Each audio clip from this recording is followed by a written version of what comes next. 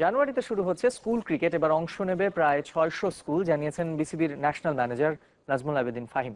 এবারের আসরে লঙ্গের ভার্সনে খেলার অভিজ্ঞতা হতে যাচ্ছে ভবিষ্যৎ তারকাদের।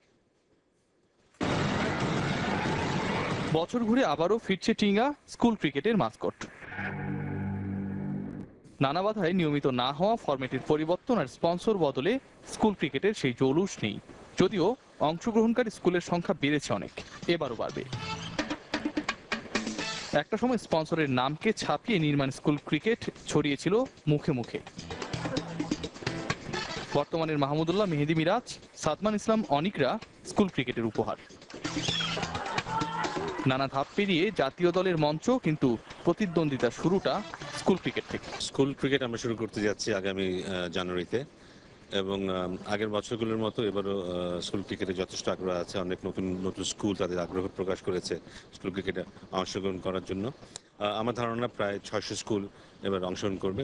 গত বছর ৫৫০ কিছু বেশি স্কুল ছিল। শুধু স্কুলের সংখ্যা বাড়ানো নয়, খেলার মান বাড়াতে মাঠ আর অবকাঠামো উন্নয়নে চোখ বিসিবির। সঙ্গে স্কুল পড়ুয়াদের লঙ্গের ভার্সনের অভিজ্ঞতা দেওয়ার চেষ্টাও যুক্ত হচ্ছে এবার।